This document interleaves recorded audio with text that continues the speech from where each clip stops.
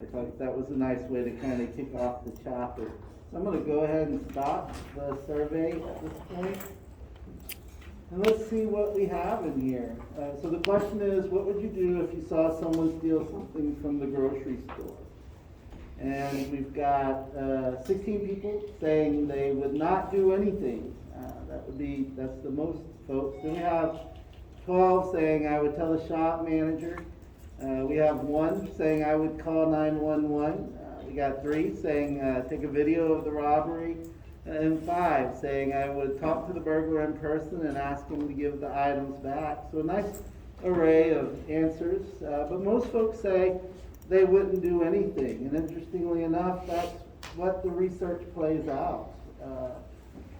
So I thought that was nice to kind of just get us into a conversation about helping. So Count on Me by Bruno Mars, I felt like it was a nice song to bring us into this conversation.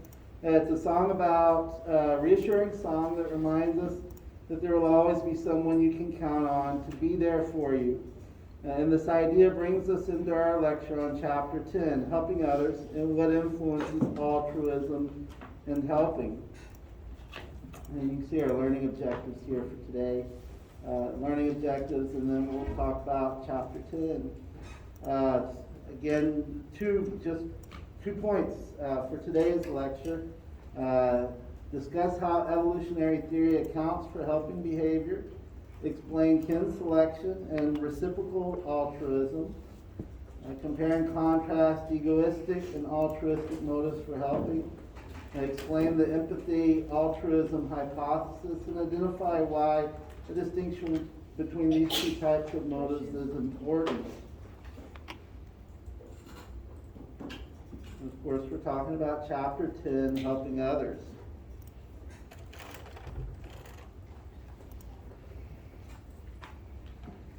And so, why do people help? When do people help? Who is likely to help?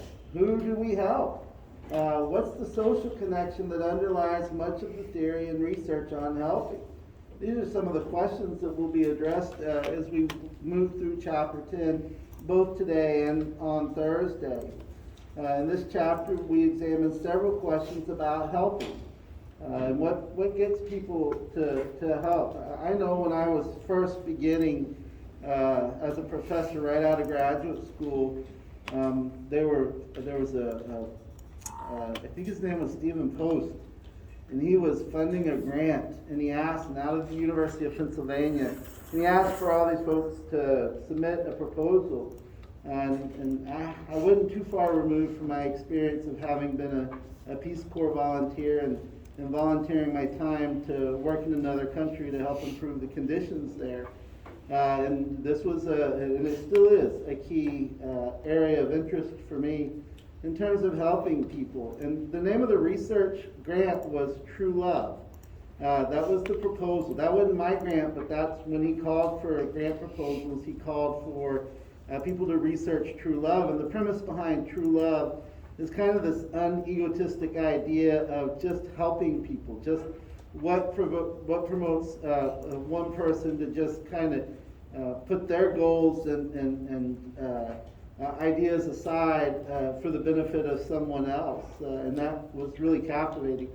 I did not get the grant. I actually didn't score that well on the proposal. When you submit a grant proposal, they score it. And I kept working on it, and there wasn't another opportunity, I thought, after the first one. It was my first professional grant proposal. And of course I went to a workshop afterwards to help improve my grant writing ability. But anyway, my point with that is this is a chapter that is near and dear to my heart as we talk about what motivates people to help others. And maybe near and dear to folks in here that are wanting to go on for a career in counseling or psychology. That is what you do in this profession, is you help others. Now, we do get paid for that. For the most part, a living wage, if you will. Yeah, so let's jump in.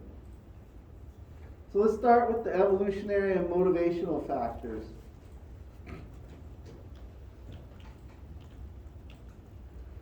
So we'll start with defining what prosocial behaviors are. Prosocial behaviors are actions intended to benefit others. These are things we do to benefit other people, not necessarily us, although we talked about how this can be beneficial to us, but mostly it is an action that we do to benefit others, whether it's given to a charity, volunteering your time, stopping and helping someone across the street, in the grocery stores if you're tall or taller, reaching and grabbing an item off the shelf and handing it to someone that can't quite reach it. So what are the benefits of prosocial behaviors? And the book starts with a conversation from an evolutionary perspective. Doesn't risking one's life for others fly in the face of evolutionary principles such as survival of the fittest? And so Richard Dawkins kind of talked about this idea of a selfish gene.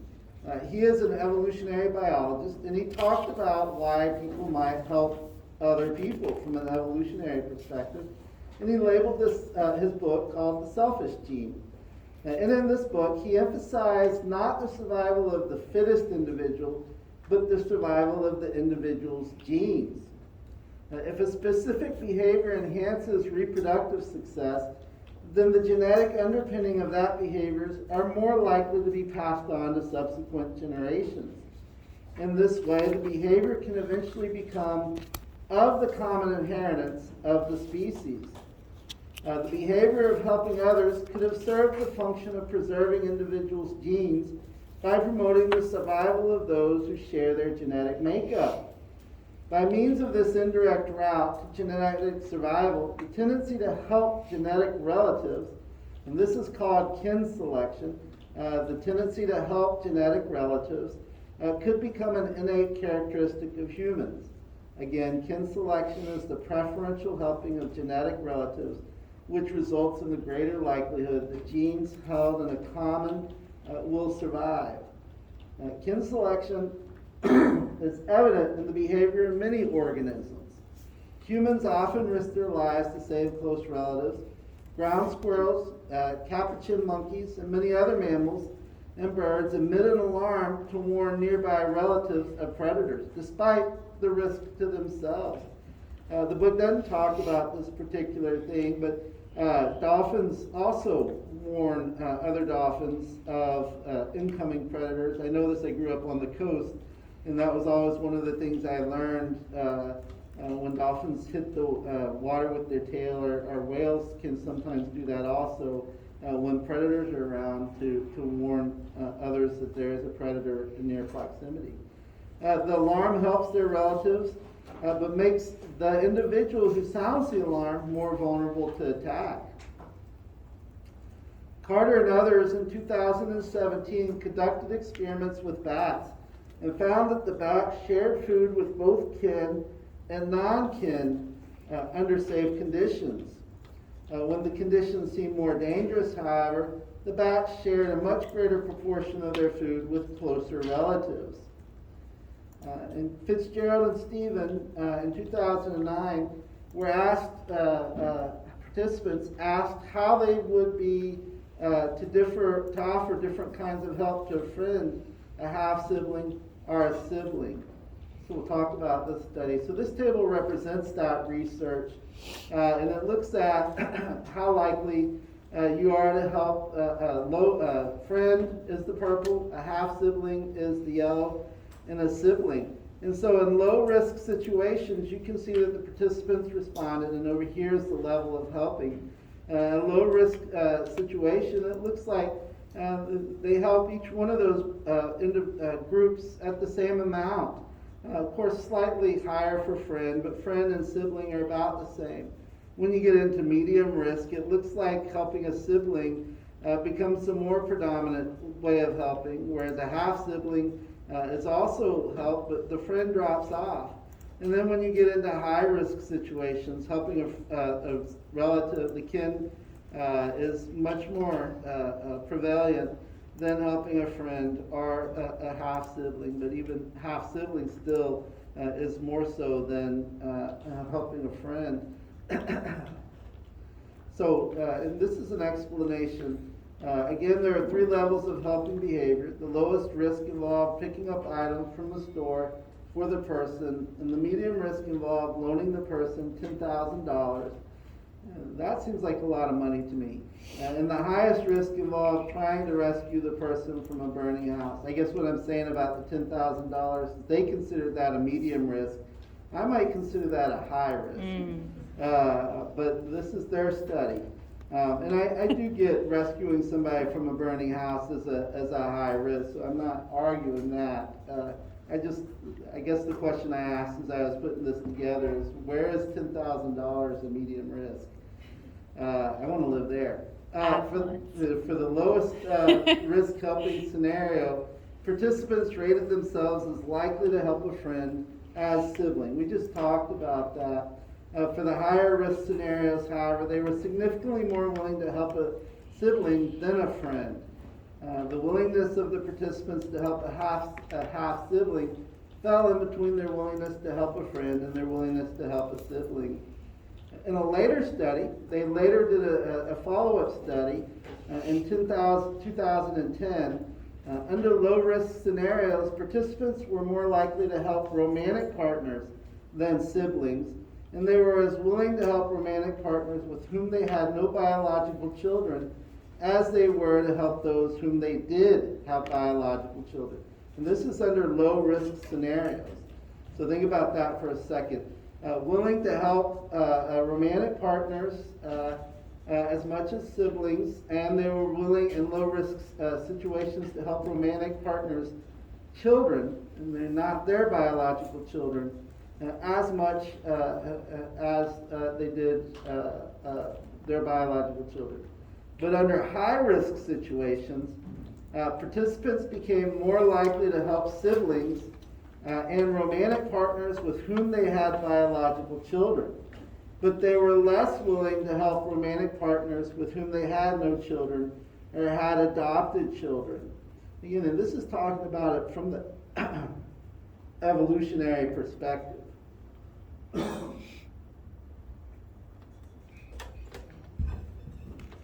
In other words, under high-risk scenarios, genetic relatedness became more important in decisions about helping. So reciprocal altruism. Let's talk about what reciprocal altruism is. Reciprocal altruism is altruism that involves an individual helping another, despite some immediate risk or cost, and becoming more likely to receive help from the others in return. Reciprocal altruism is evident across many species. Rats share food with other rats who have shared with them. Wolves protect each other in fights against wolves from other packs. DeWall in 2019 observed thousands of interactions among chimpanzees and saw how the chimps who share with other chimps at one feeding are repaid by the other chimps at another feeding. Those who are selfish are rebuffed, sometimes violently, at a later feeding. Another study, DeWall observed more complicated forms of reciprocation. If chimp A groomed chimp B, for example, B became more likely to share his or her food with chimp A. Similar types of behaviors were observed among capuchin monkeys, and they've also been recorded. This picture here is of capuchin monkeys. I looked it up as I was reading it. I couldn't remember what a capuchin monkey was, and I was like, let me go find this and so I can get a visual as we're talking about, because the chapter actually talks about capuchin monkeys a couple of times. So I put that there for that. So in a meta-analysis involving 14 different primate species, Shino in 2007 found evidence that grooming is reciprocated with support in fights against some other individuals. You scratch my back, and I'll have your back in a fight. Wild dwarf mongooses who help their group by acting as sentinels to warn of predators receive more grooming in return for their group mates. Tiddy and her colleagues observed that capuchin mothers allow other females to handle their infants which apparently young Capuchin females love to do in exchange for being groomed by them. And so that's the young Capuchin females will groom the mother Capuchin, and as payback, the mother will allow the young Capuchin females to handle her infants. All right, so I've given you a lot of information. Let's check in and see how we're doing with this. So the principle of kin selection is based on the assumption that, and I'll let you read that because there's a lot there.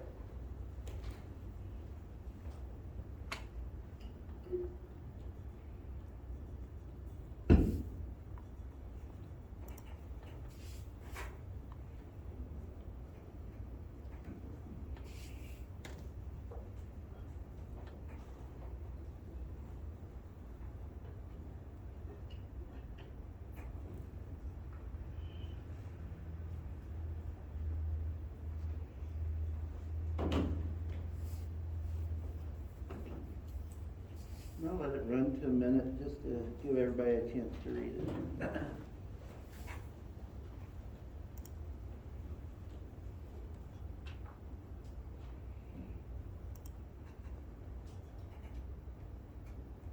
Okay, I'm going to go ahead and stop it there. Let's see, the class is said to be, it's the survival of genes that matter most from an evolutionary perspective.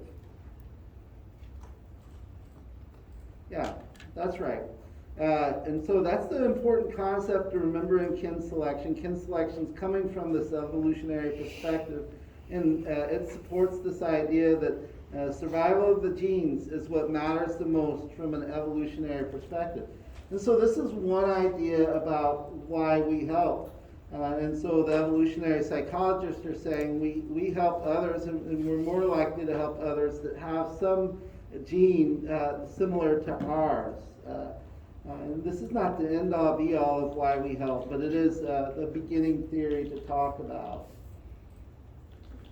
So then we jump into this conversation of the text, and the text moves pretty quick in chapter 10. So we move from one section to another pretty quick in chapter 10. A couple pages to each one of these concepts I saw, whereas in some of the previous chapters we'd spend several pages just kind of exploring and understanding a concept. So even though this is a smaller chapter, relatively speaking to what each of you have been moving through this semester, it is a robust chapter in terms of the amount of information. And so we've talked about kin selection and the impact that has on helping and why we do that. And so let's talk about empathy a little bit.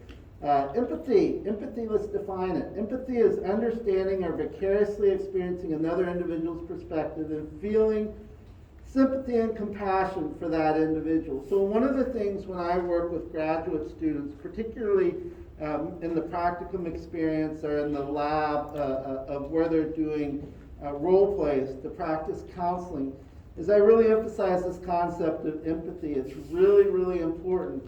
As a therapist, and I think the better therapists do this better, but walking a mile in the other person's shoes and understand what that means from that person's perspective, not from your perspective, not trying to say, this is what that experience would be like for me, but empathy is really, truly trying to understand another person's idea or experience of the world, trying to see it as they see it.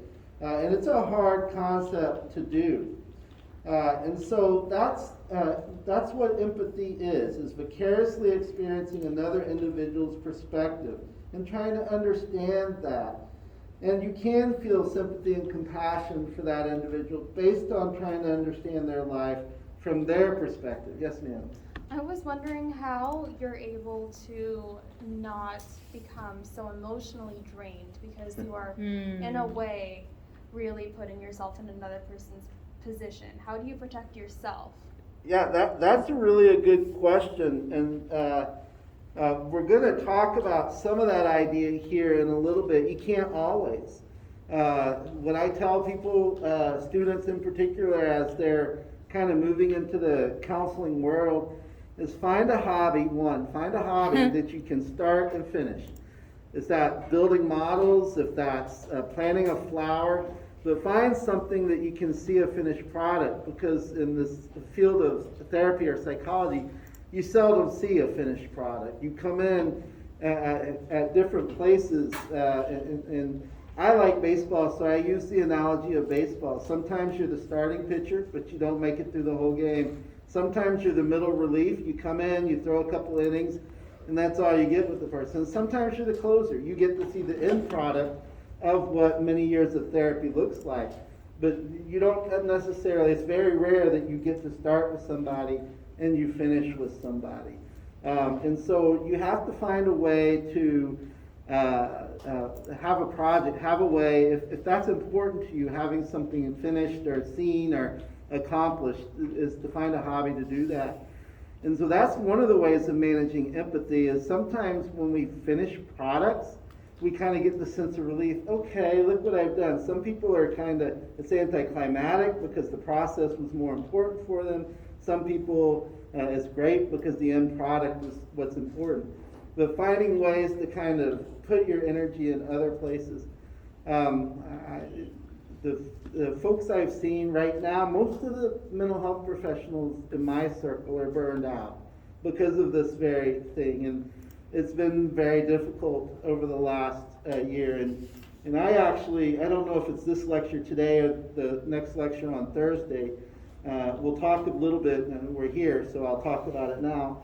I think one of the most robust areas of research for anybody interested in doing any research right now is looking at this helper burnout, the empathic burnout that exists, because right now we are all still kind of hunkered down on some level due to this COVID thing. I mean, if we taught this class 2 years ago, how many people do you think would be wearing masks in here?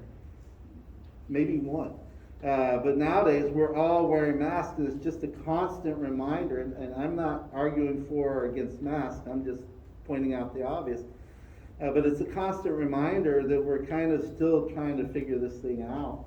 And how much has been figured out over the last year is amazing, the speed at which things have processed.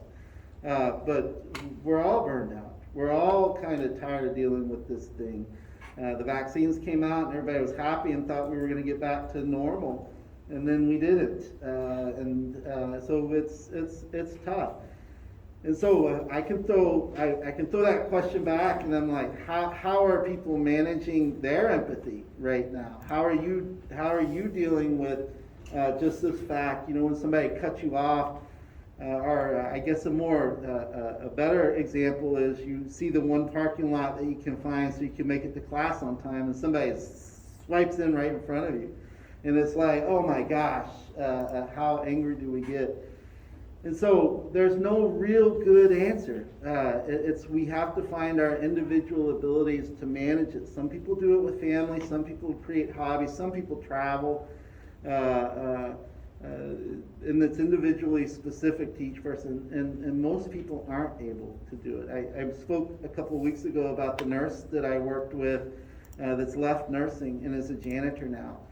Because he was tired of dealing with, and he was a COVID nurse, worked on a COVID ward, and it was just too much for him, and he needed to leave the profession. Now, he's not saying he won't go back at some point, but right now, the idea of being a janitor and making about half what he was making is a lot better than the idea of working on a COVID floor again.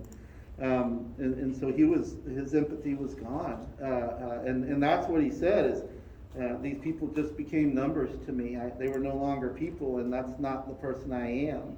And when I start kind of thinking like that, this isn't what I love to do.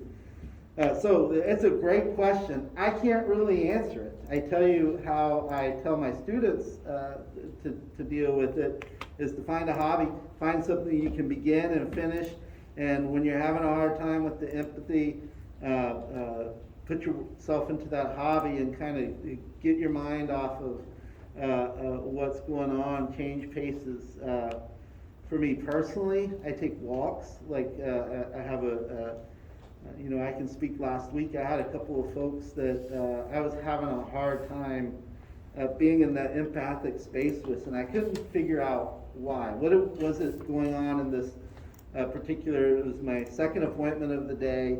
It was without going into any detail, I'll just say the issue was around sexual trauma, and I was just having a real hard time being in that space with that individual and hearing their story. And so afterwards, I walked around the building. I thought about going home sick for the rest of the day because I'm like, I'm not helpful if I can't be in this empathic space. But I thought about it and I figured out why I was having a hard time and what triggers in me were getting pushed. And a lot of her personality was, it's just characteristics that I feel like aren't consistent with the way I see the world. Not the trauma and not what she experienced, but just some of the things that she was, just the way she sees the world is not consistent with the way I see the world. And that was a big part of it. And I had to figure out, I had to think about that and understand that before I could kind of be present with what she was dealing with. And once I was able to do that, because part of my work is meeting with people, and then I have to make an assessment and write a report. And I wanted to make sure I was in a centered place before I made an assessment and wrote a report. And was able to kind of sit back down and pay attention to what I needed to pay attention to. But that's how I do it. Take walks.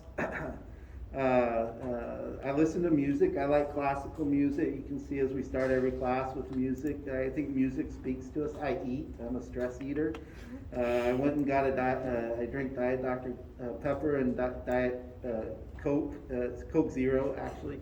I'll get one of those. I try not to drink those very much, but those are things I do. But everybody's going to have their own strategy on how to do it. So I'm going to move back to this because I've run off on a big tangent about this. But this is a key element, and this is one of those things that I think I'm having a real hard time with my glasses today.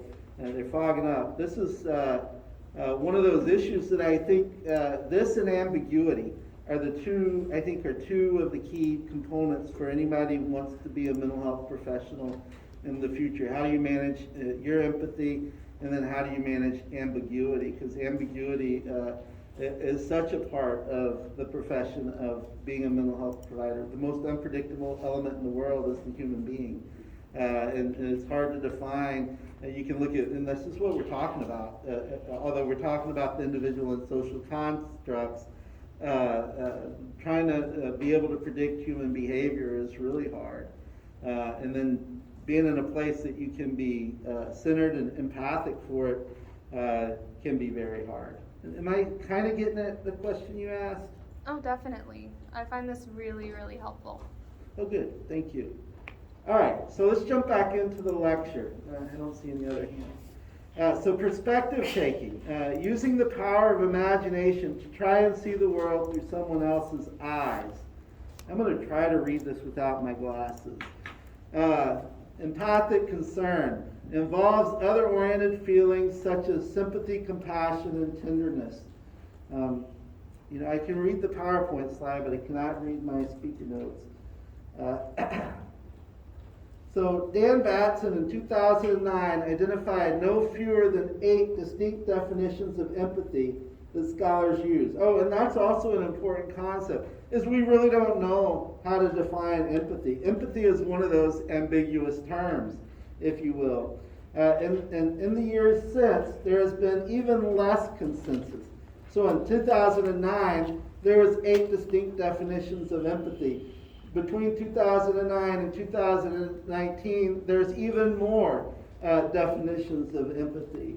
Most researchers regard empathy as having both the cognitive component of understanding the emotional experience of another individual and an emotional experience that is consistent with what the other is feeling. So again, empathy is this idea, there's a cognitive component that includes understanding the emotional experience of another individual. And the emotional experience that is consistent with what the other is feeling. So this is the idea of not just understanding the emotional experience of another individual through our perspective, saying, if we see someone crying, saying, that must be sad. That would be our interpretation of that person's experience. But instead, trying to understand what that sadness means from that person's experiencing of that sadness. So that's kind of what empathy is. That's that cognitive component of understanding an emotional experience of another individual and understanding that experience as it is consistent with what that other individual is feeling, which is very complicated to do. It's a fine art as well as a fine science when you're able to do that. So a major cognitive component of empathy is perspective taking. Using the power of imagination to try to see the world through someone else's eyes. And like I said, this is very difficult to do. And I would say it's even more difficult to do, as I was saying earlier, these days, because so many of us are hunkered down and stressed out by what's going on in our lives or with our family, that it's hard to kind of try to understand the world through someone else's eyes and what they may be experiencing in this time. A key emotional component of empathy is this thing called empathic concern.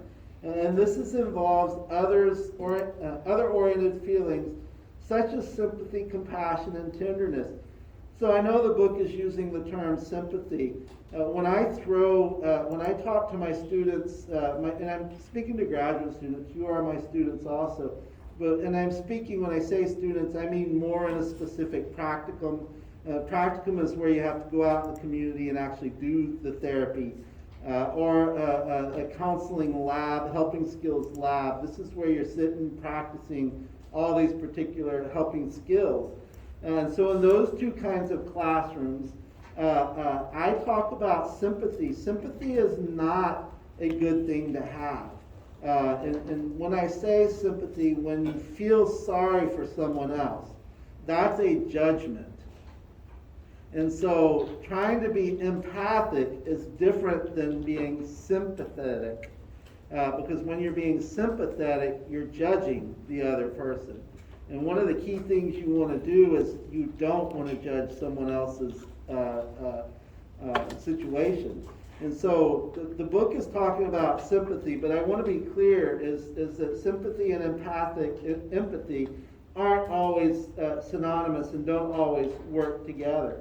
But for the point of this chapter, it's okay to use the word sympathy if you're asked about it, but just if you're wanting to go on and practice any mental health and go to graduate school, just keep that in the back of your mind, the empathy and sympathy, to fully understand those two words and know how to use those. Okay, so this is a book of a juvenile chimp that's comforting a male chimp that has just lost in a battle. And this is talking about consolation in chimps. Frans de Waal cited numerous and startling examples of primates, such as chimpanzees and bonobos, seeming to show empathy.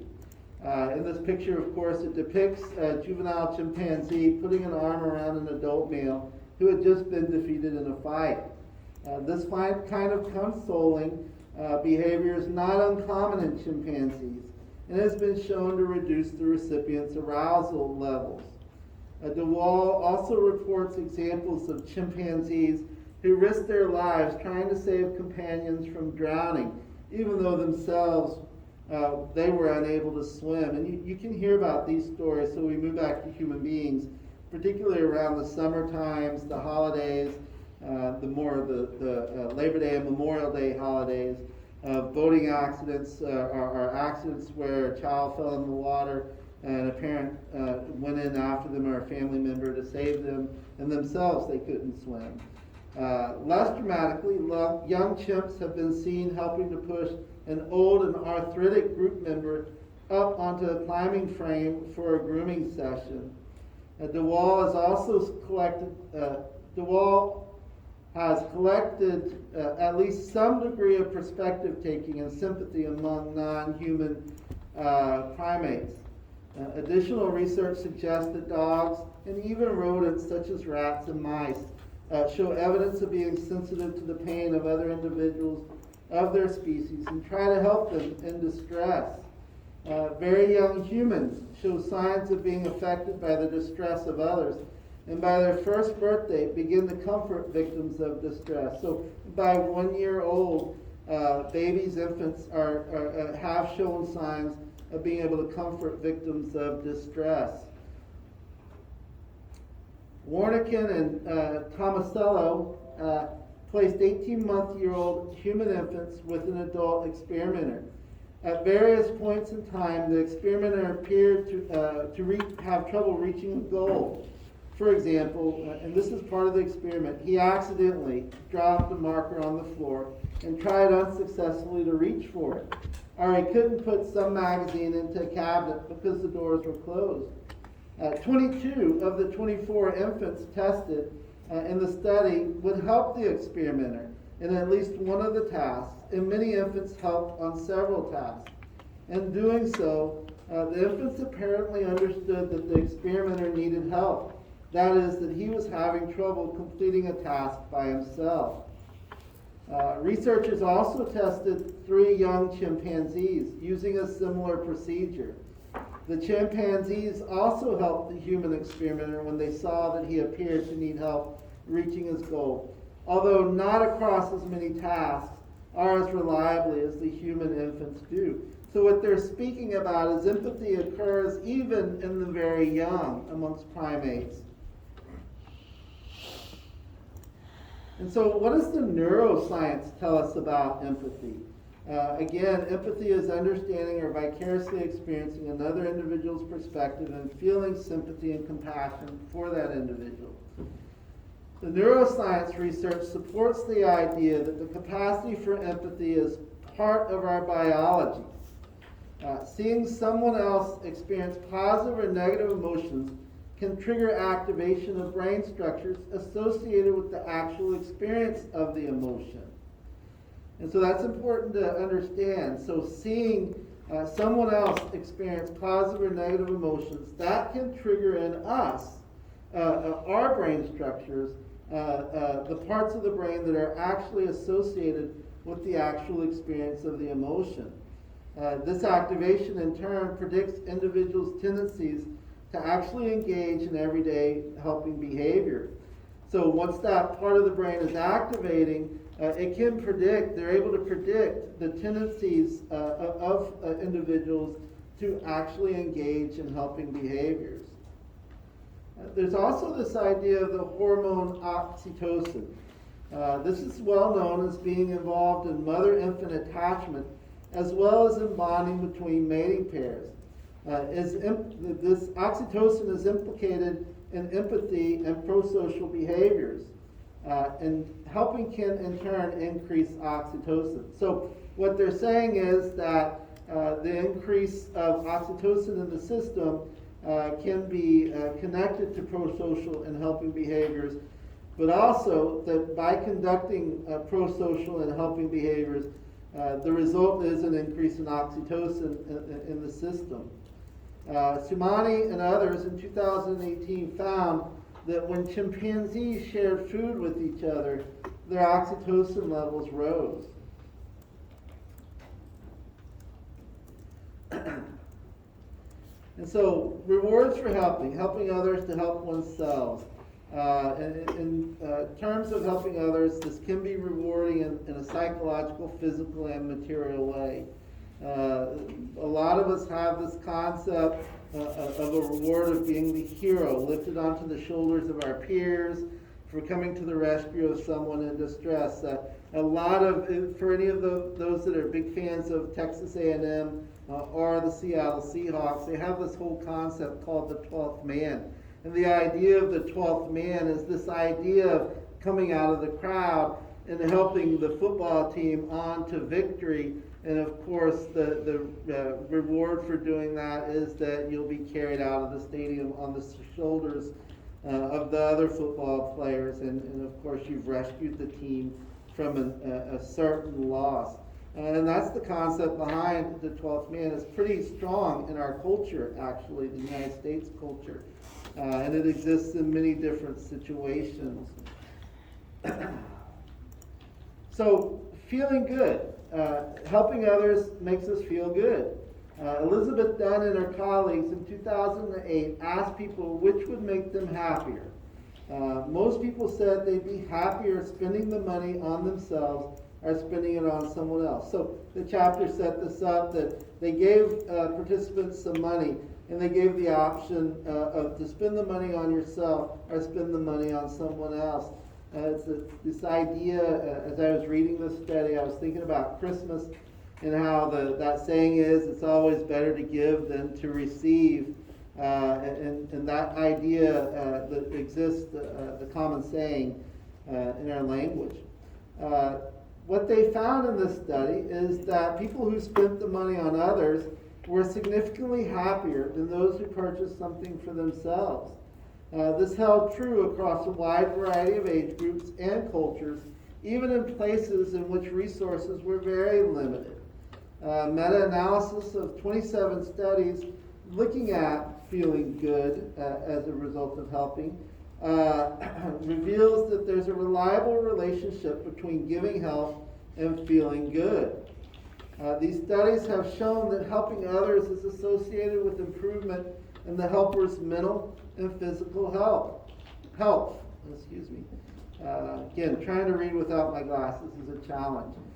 For example, participants diagnosed with high blood pressure were randomly assigned in one study to spend money for 3 consecutive weeks on others or on themselves. The participants who spent the money on others had significantly reduced blood pressure and at the end of the 3 weeks compared to those who spent money on themselves.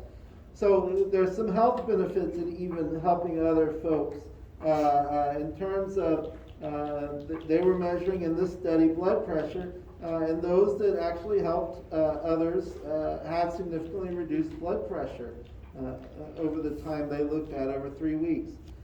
Social neuroscience research provides additional evidence for the rewarding of feeling of helping. So again, the reward of helping, feeling good. Numerous studies have shown that engaging in altruistic behavior, even when it costs the self, activates areas of the brain associated with receiving actual material rewards.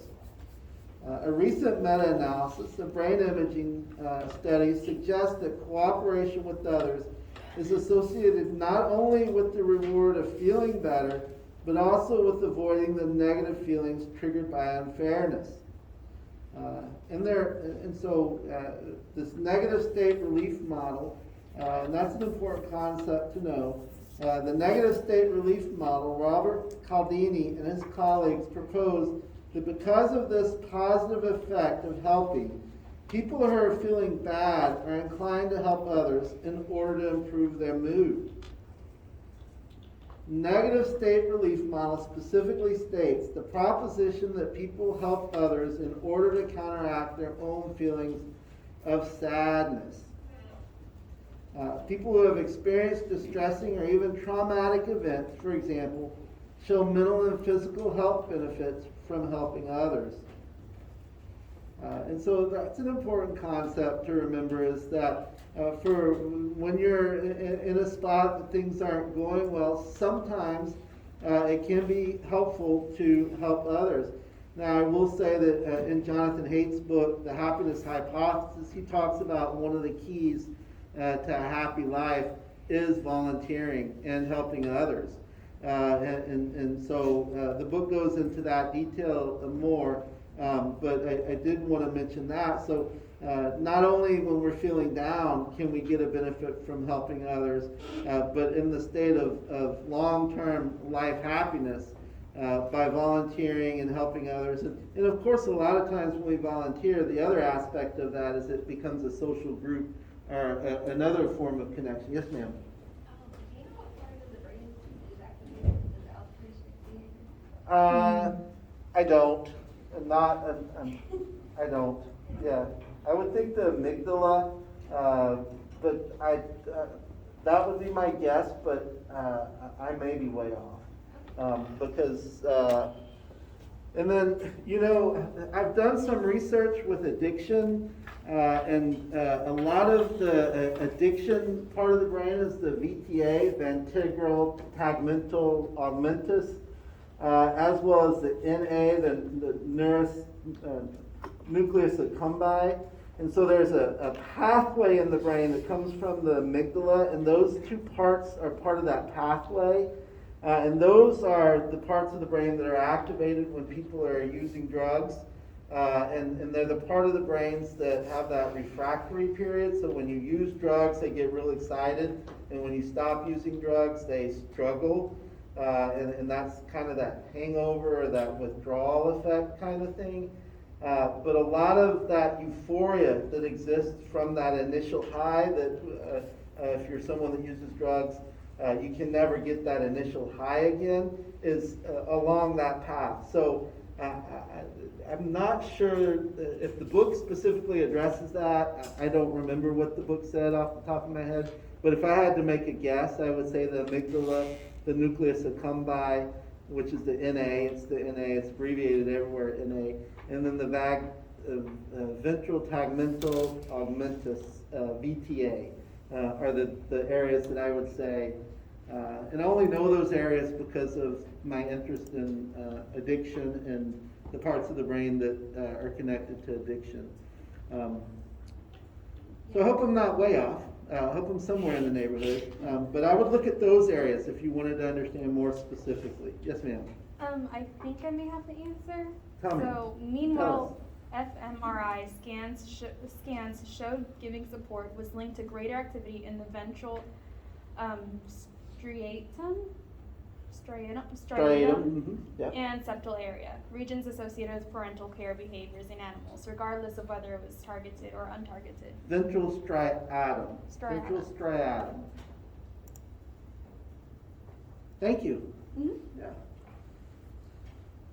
So the relationship between helping and feeling good might be psychologically universal. I thought the way this chapter worded that was interesting, so I struggled with this for about 5 minutes.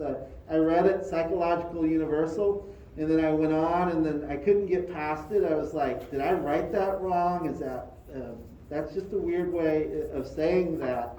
And so the way I say it is universal. It's psychologically, it's universal. I can't even figure out how to say it. That's what it took me 5 minutes to figure out. And then eventually I was like, okay, I just need to move forward. But psychological university. So looking at 136 countries across the world, Aknan and her colleagues found a positive correlation between donating money and happiness in the majority of countries. So regardless of, within their research, what countries you were in, there was this consistent positive correlation between donating money and happiness in the majority of the countries. They found that charitable giving had twice the association with happiness as income did. And so, again, this idea, not how much I make, but how much I give. And there is that old adage, it doesn't exist so much anymore. Well, let me rephrase that. This whole concept of tithing as part of church membership. And so if you're still an active member in a church, tithing will still be a concept. But what the research is showing is fewer and fewer people are actively involved in a church type experience. I think that's a little different here, this region of the country. We are considered the Bible Belt. And so, but I think as you move out of this region of the country, that's more prevalent in terms of people moving away from the churches. And it's all churches. It's not any particular one church. If you talk to a religious leader of any, whether it be Muslim, Buddhism, Judaism, Christianity, within the United States is what I'm speaking to, there has been this massive exodus of people from this idea of organized religion. So my point of this conversation is more about tithing. And tithing, depending on, and I think each sect of Christianity, Christian beliefs, does tithing differently, but I am more familiar with the Catholic Church and as well as the Episcopal Church, and the fact that you're supposed to give 10% of your income to the church as a tithe every year, and that's what a good church member does, and so. That's even kind of wrapped up into this concept. They found that charitable giving had twice the association with happiness as income did. And I will say right now, having worked on an international level, I'm really impressed with the Catholic charities and some of the work. All charities have their goal and motivation and can have good and bad parts. But I've seen, and I'm not Catholic, so let me give that disclaimer. But I've seen, in particular, the Catholic charities do some tremendously beneficial things for citizens of communities, and as well as the Lutheran organization. Interestingly enough, those two organizations have a very large international population. But anyway, back to the lecture. Furthermore, when they asked participants in Canada, Uganda, and India to think about a time they spent money on someone else, they were subsequently happier than those asked to think about a time they spent money on themselves. Even when the costs of helping are high enough that it doesn't feel good immediately, it can pay off in the long run.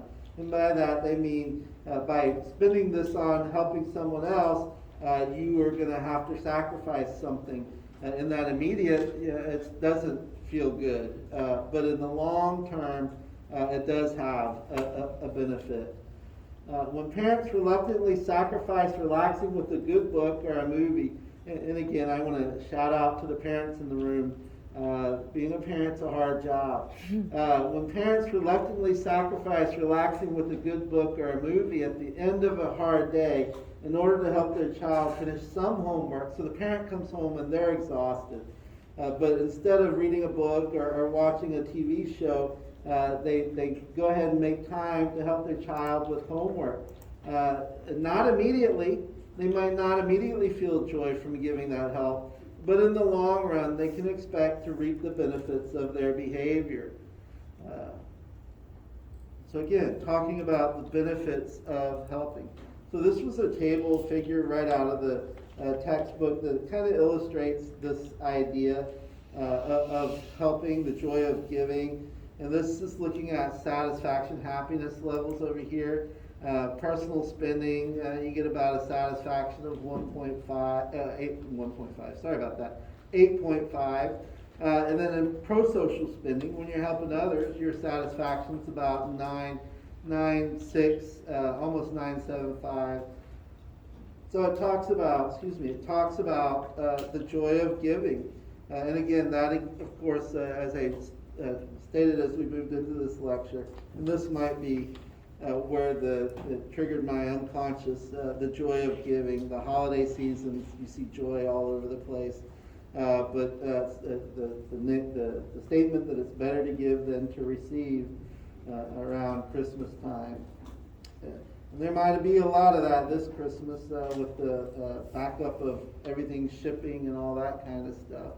I walked into Costco, and my daughter and I did some pumpkin carving on Saturday, and it wasn't Costco that I walked into, and we went around looking for a pumpkin carving kit, and we went to Walmart, that's where we started, and we could not find a good pumpkin carving kit. It wasn't any better than what we already had. And then I was like, let's go to Home Depot and look at Home Depot, because it's right next to Walmart. We went to Home Depot, and they only have Christmas stuff. There was no Halloween stuff. And I looked at my daughter and I said, I guess we needed to start looking for this stuff by July the 4th. Next year we'll have to do that. And so really just kind of gone off tangent, but every place I go's got all the Christmas stuff out already. So I guess for Halloween you needed to be a little sooner in the month. Has anybody else experienced that? Anybody else try to go find Halloween stuff, candy or costumes or stuff, and go into the store and it's like all Christmas stuff? And And there's not any Thanksgiving stuff. I'm like, whatever happened to Thanksgiving? Don't we have Thanksgiving next? Don't get me wrong, I love Christmas. My wife's birthday is November the 25th, and the rule in our house is you can't play Christmas songs until after November the 25th. And it's not a really hard, fast rule, but it's just one of those fun rules. So I'll be driving around when she's not in the car before November the 25th listening to Christmas music. So I love Christmas. My point's not that I don't love Christmas. I'm just like, wow, all the Christmas stuff out already. All right, let me move forward. Sorry, got on a tangent. We often are moved by stories of the cost paid by those who offer help, such as Donald Liu. And I didn't want to necessarily go. Sometimes the stuff in the chapter can be a downer.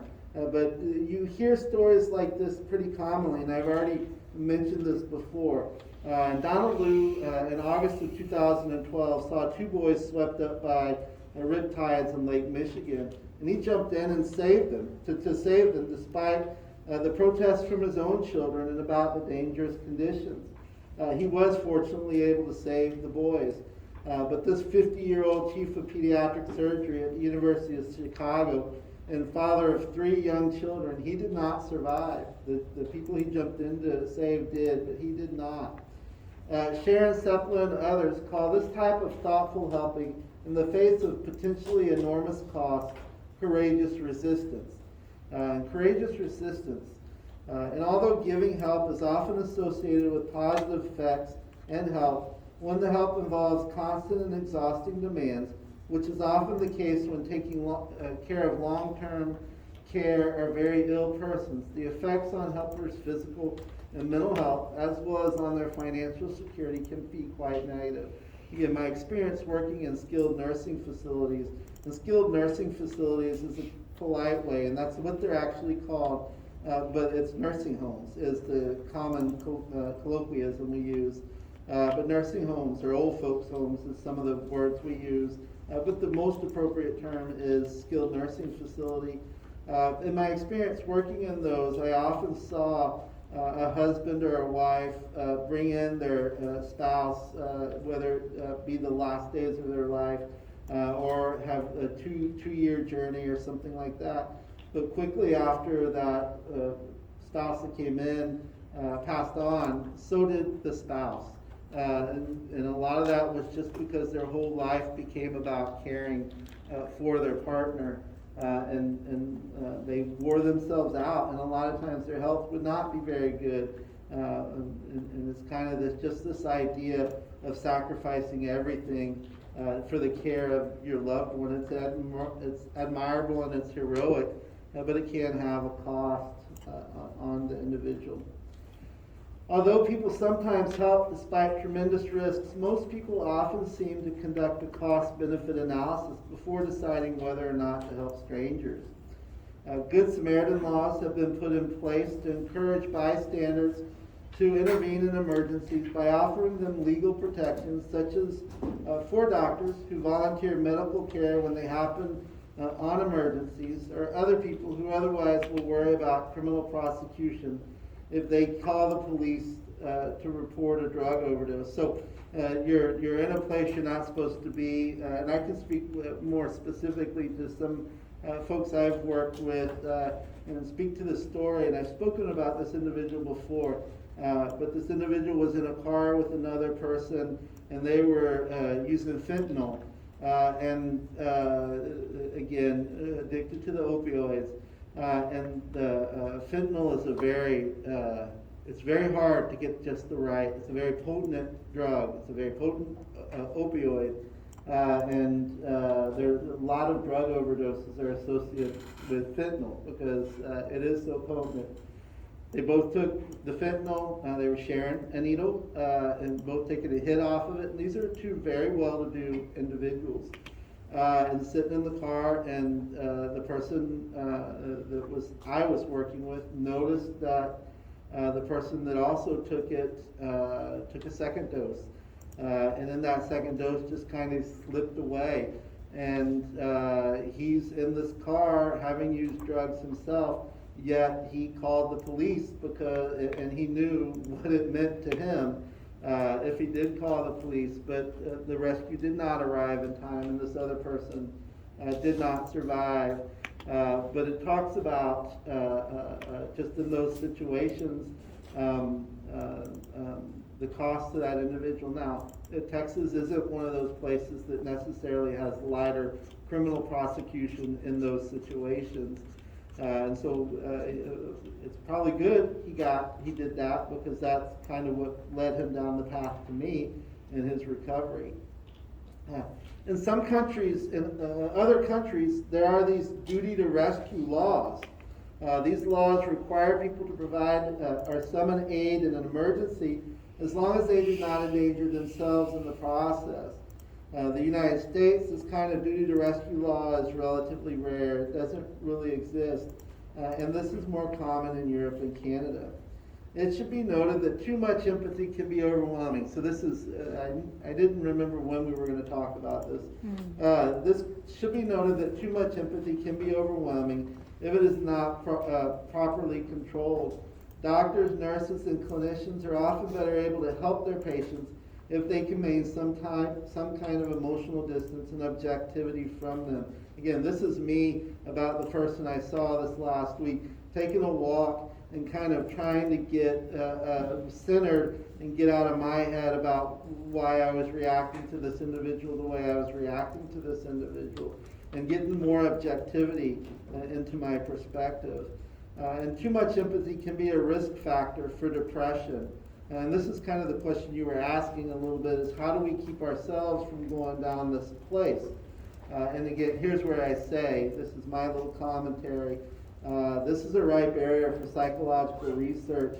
And the particular areas are these concepts of empathy fatigue, empathy burnout, and compassion fatigue. And again, to use that nurse I talked about that left having had worked on a COVID ward, and now as a janitor, because that's a much rewarding, more psychologically rewarding place to be. But this idea for anybody looking for a research topic, empathy fatigue, empathy burnout, and compassion fatigue are very ripe targets for that. And there's a lot of research. I know this, my daughter's in medical school, and being a psychologist, they pay attention to the burnout research in doctors. So even before COVID, burnout's pretty high amongst doctors.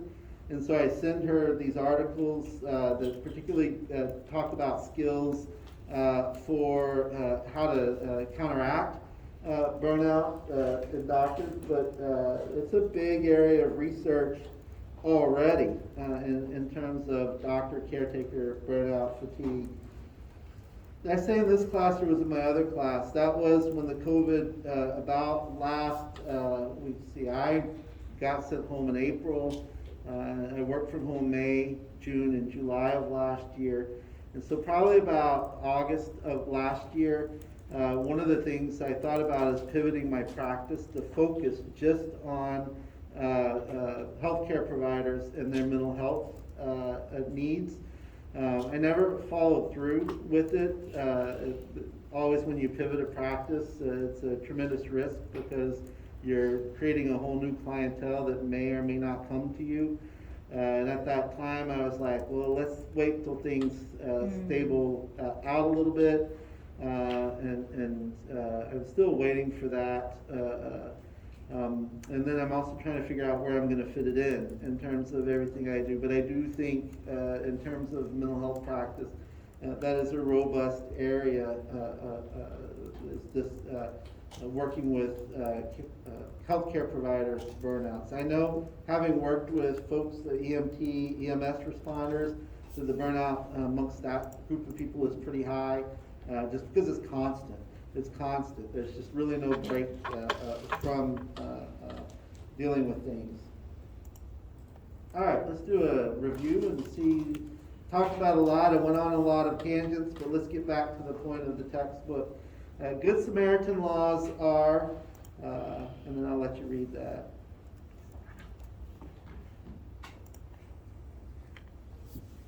Oh, I can see again. And they're fogged.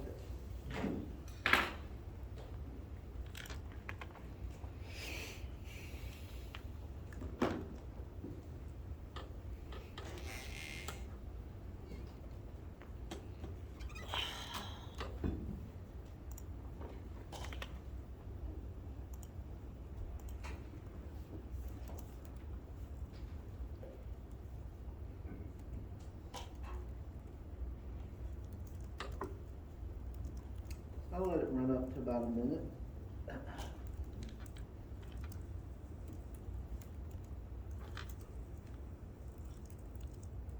Okay, I'm gonna stop it there.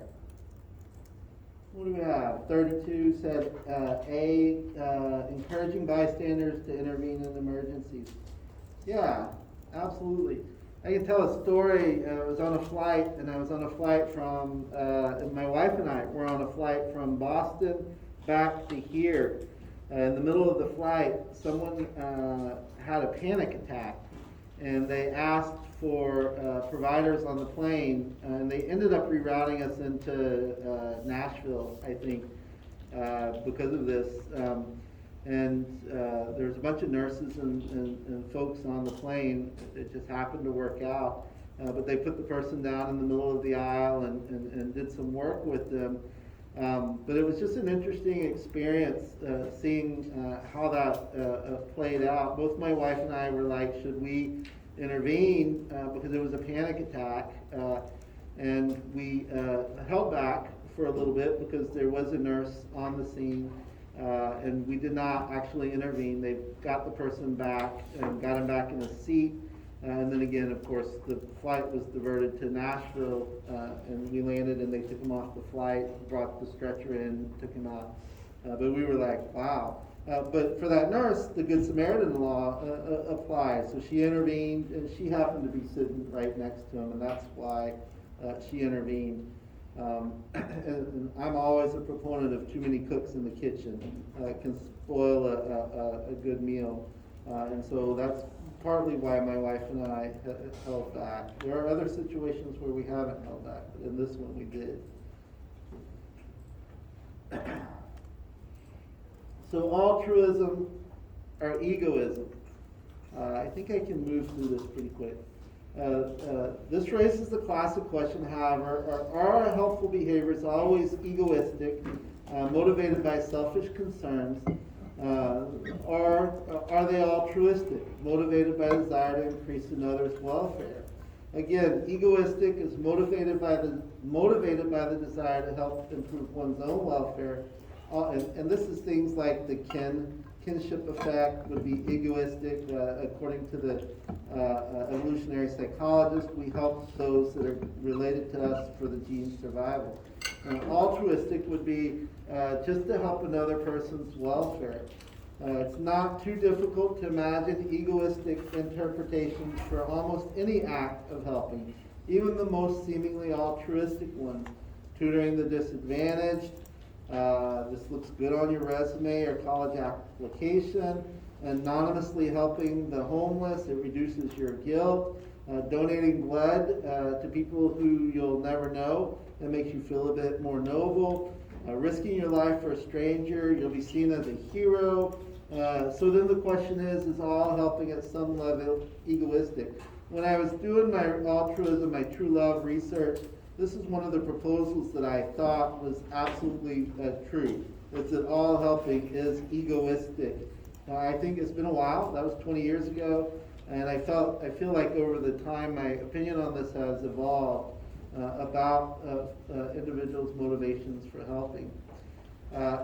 So Daniel Batson, I tell you what, I'm going to go ahead and stop there. I think there's only a couple of slides left before the break.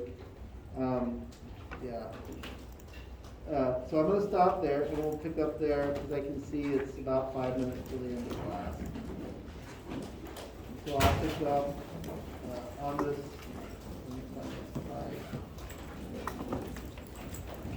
Have a good couple days. I'll see you on Friday or Thursday.